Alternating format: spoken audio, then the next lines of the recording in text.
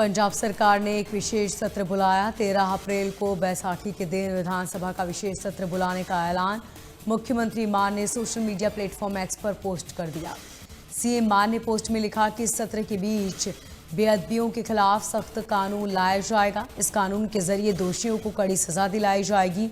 ये कदम पंजाब में हाल के दिनों में हुई धार्मिक बेअदबियों की घटनाओं के बाद उठाया गया। मुख्यमंत्री मान ने यह भी कहा कि दोषियों को कड़ी सजा दी जाएगी ताकि भविष्य में इस प्रकार की घटनाएं दोहराई न जाए।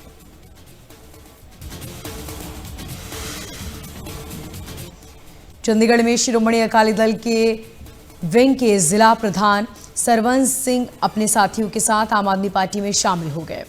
मुख्यमंत्री भगवंत सिंह मान ने मजीठा के हल्का इंचार्ज तलवीर सिंह गिल की मौजूदगी में उनका स्वागत किया। इसके अलावा हल्का मजीठा के चावंडी देवी से नरिंदर सिंह, कुलवंत राय सुंदर, विजय कुमार भंडारी, हरमीत सिंह और परमजीत सिंह प्रेम भी आम आदमी पार्टी में शामिल हुए।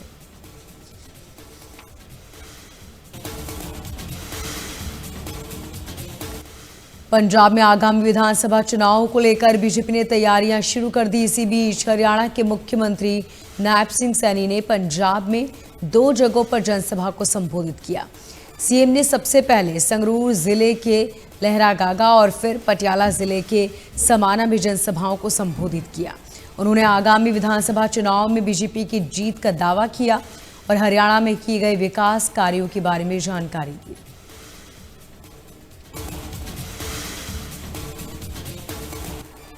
भटिंडा में पुलिस लाइन में लगाए गए पब्लिक सहायता कैंप में बड़ी संख्या में लोगों ने पहुंचकर अपनी समस्याएं रखी। एसएसपी ने बताया कि पूरे जिले में इस तरह कैंप लगाकर आम जनता की शिकायतों पर सुनकर उन्हें समाधान किया जा रहा है ताकि लोगों को तुरंत राहत मिल सके। पुलिस जनता के बीच बेहतर तालमेल स्थापित हो।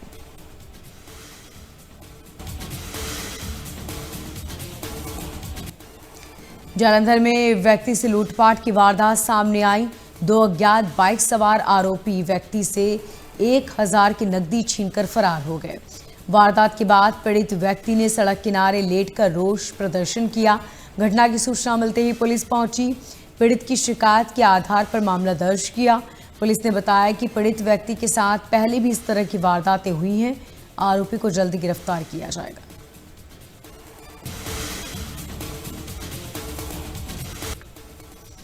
धुरी में पुलिस ने कार्रवाई करते हुए चोरी की बड़ी वारदात को नाकाम कर दिया। इसी कड़ी में पुलिस ने 3 आरोपियों को गिरफ्तार किया। ये कार्रवाई उपद्रवी तत्वों के खिलाफ चलाए जा रहे एक अभियान के तहत की गई। मामले की जानकारी देते हुए पुलिस ने कहा कि तीनों आरोपी गैस कटर की मदद से वित्तीय कंपनी में वारदात को अंजाम देने वाले थे। आरोपी को जल्द अदालत में पेश कर रिमांड पर लिया जाएगा।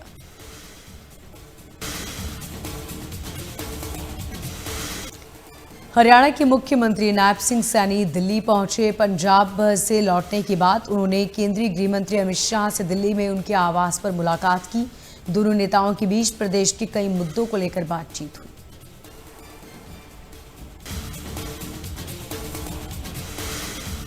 गुरुग्राम की बादशाहपुर में आज विकसित बादशाहपुर महारैली आयोजित की जाएगी, जिसमें हरियाणा के मुख्यमंत्री नायब सिंह सैनी मुख्य अतिथि के रूप में शामिल होंगे। बड़ी संख्या में लोगों के शामिल होने की उम्मीद है।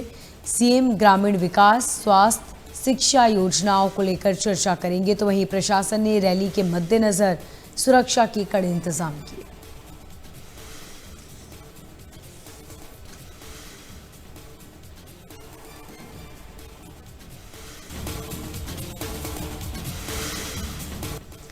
फरीदाबाद में आगामी 23 मार्च को भारत सरकार की माई भारत कैंपेन के तहत शहीद पद यात्रा का आयोजन किया जाएगा।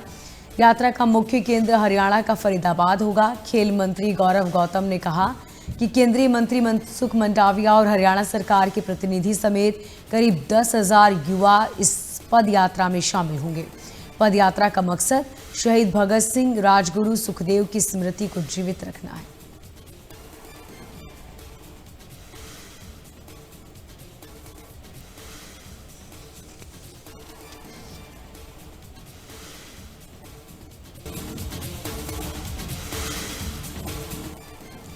हांसी की एलपीजी एजेंसी पर सिलेंडर न मिलने की वजह से सुबह से ही उपभोक्ताओं की लंबी कतारें लग गई। गैस वितरण में गड़बड़ी और सीमित आपूर्ति के चलते लोगों में भारी रोष देखने को मिला। उपभोक्ताओं ने एजेंसी के कर्मचारी पर पक्षपात और बदतमीजी करने का आरोप लगाया। एजेंसी के बाहर भीड़ और हंगामे को देखते हुए पुलिस ने स्थिति को कंट्रोल में किया। एजेंसी मैनेजर कशिश कुमार ने कहा कि समस्या का समाधान जल्द किया जाएगा।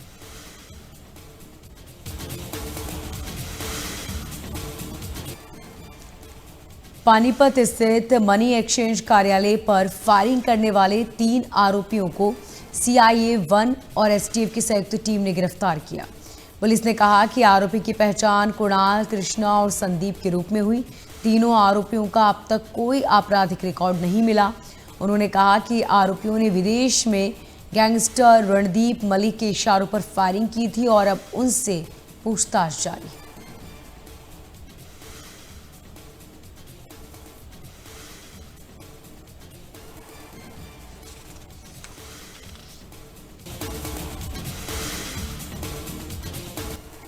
पंचकुला के इंदिरा कॉलोनी में लूटपाट करने वाले आरोपी को पुलिस ने गिरफ्तार कर लिया। आरोपी ने एक युवक पर जानलेवा हमला कर 2000 रुपए लूटे और वारदात के बाद फरार हो गया। जानकारी देते हुए पुलिस ने कहा कि आरोपी के खिलाफ कुछ दिन पहले ही मामला दर्ज किया था। इससे तहत कार्रवाई की गई है। आरोपी पर पहले से लूटपाट के कई आपराधिक मामले दर्ज हैं। फिलहाल गिरफ्तार आरोपी को अदालत में पेश कर 3 दिन की रिमांड पर लिया गया।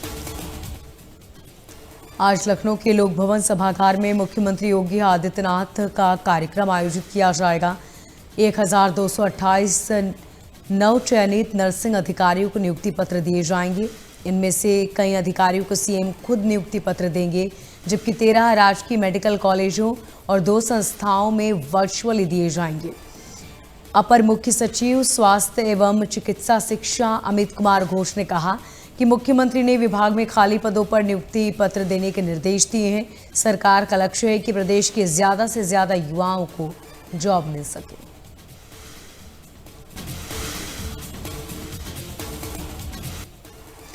यूपी के डिप्टी सीएम ब्रजेश पाठक ने उज्जैन के श्री महाकालेश्वर मंदिर में दर्शन किए। उन्होंने नंदी हॉल में बैठकर भगवान महाकाल का पूजन और अभिषेक किया और उनका आशीर्वाद लिया। मंदिर में दर्शन के बाद डिप्टी सीएम ब्रजेश पाठक ने कहा कि बाबा महाकाल की नगरी में आकर सौभाग्य प्राप्त हुआ। उत्तर प्रदेश के सभी लोगों और हमेशा खुश रहे, यही भगवान से कामना की।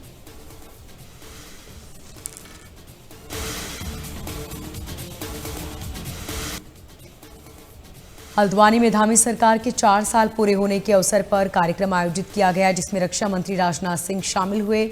अब पहाड़ का पानी और जवानी यहीं के काम आनी चाहिए। उन्होंने कहा कि मुख्यमंत्री पुष्कर सिंह धामी ने बेहतर काम किया है, साथ ही उनके मार्गदर्शन को महत्वपूर्ण बताया। कार्यक्रम में बड़ी संख्या में लोग शामिल हुए। इसके बाद रक्षा मंत्री पंतनगर हवाई अड्डे से दिल्ली रवाना हो गए।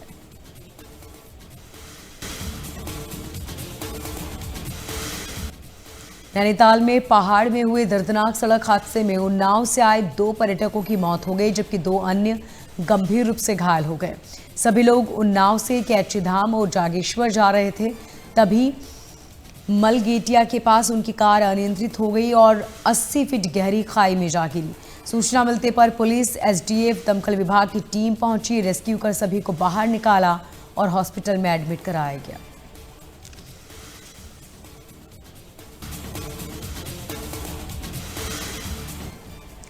उत्तराखंड के पहाड़ी क्षेत्रों में बर्फबारी का सिलसिला जारी है। बर्फबारी से तापमान में गिरावट आई, इससे जनजीवन प्रभावित हुआ। स्थिति को ध्यान में रखते हुए आपातकालीन परिचालन केंद्र ने उत्तरकाशी, चमोली, रुद्रप्रयाग, पिथौरागढ़, बागेश्वर के जिला अधिकारियों को अलर्ट रहने के निर्देश दिए। साथ ही ऊंचाई वाले इलाकों में बर्फबारी और भूस्खलन की संभावनाएं व्यक्त की गई। प्रशासन ने स्थानीय लोगों और पर्यटकों से कहा है कि ऊंचाई वाले इलाकों में यात्रा करने से बचें और मौसम संबंधी चेतावनियों को सावधानी से निपटें।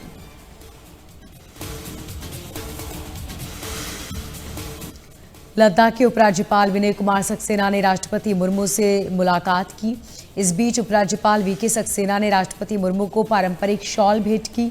मुलाकात में दोनों नेताओं के बीच लद्दाख के विकास, प्रशासनिक मुद्दों को लेकर महत्वपूर्ण बातचीत हुई।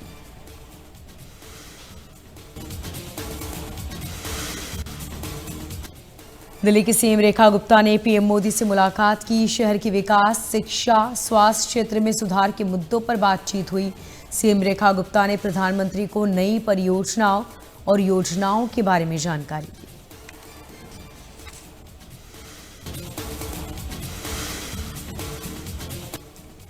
दिल्ली की सीएम रेखा गुप्ता ने यूपीएससी और सीएसई 2025 में सफल हुए उम्मीदवार और उनके परिवारों से मुलाकात की। उन्होंने टॉपर के उपलब्धियों की तारीफ की और उन्हें भविष्य के लिए शुभकामनाएं दी। सीएम रेखा गुप्ता ने कहा कि इस तरह की उपलब्धियां बाकी युवाओं के लिए भी प्रेरणा स्रोत है।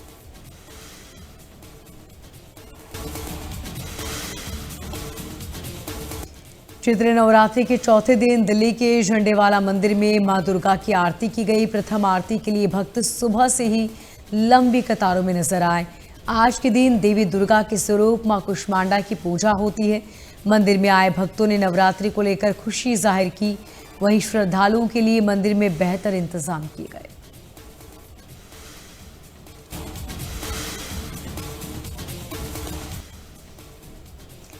पीएम मोदी ने ईरान के राष्ट्रपति से फोन पर बातचीत कर ईद की शुभकामनाएं दी। बातचीत में दोनों नेताओं ने पश्चिमी एशिया में शांति और स्थिरता की उम्मीद जताई। पीएम मोदी ने देश में जरूरी इंफ्रास्ट्रक्चर पर हो रहे हमलों की निंदा करते हुए समुद्री रास्तों को सुरक्षित और खुला रखने पर जोर दिया।